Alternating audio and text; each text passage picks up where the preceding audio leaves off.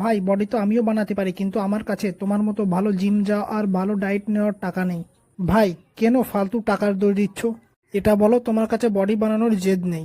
ইন্ডিয়াতে একটা সিগারেটের বক্স 100 টাকায় পাওয়া যায়, আর এক স্কুপ প্রোটিনও 100 টাকায় পাওয়া যায়।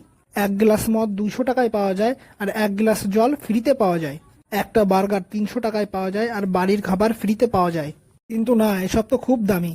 দোকানের বার্গার, কচুরি, সামোসা এসব দামি না। কথা এখানে দামি বা সস্তারই না, কথা এখানে চয়েসের। আজকালকার লোক রোজ ক্লাবে, পার্টিতে আর হাওয়াবাজিতে খুব সহজেই হাজার হাজার টাকা নষ্ট করে দেয়।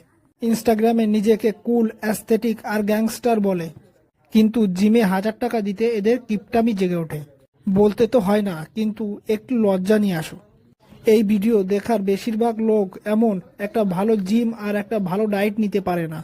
কিন্তু এরা যদি চায় তাহলে বাকিদের মতো টাকা নেই এই বাহানা দিতে পারে। কিন্তু না, এরা নিজের দুর্বলতাকে নিজের শক্তি বানিয়ে পড়ে থাকে একটা ছোট্ট রুমে পাথর সিমেন্ট দিয়ে ডাম্বল বানিয়ে হোম ওয়ার্কআউট করে বডি বানাতে।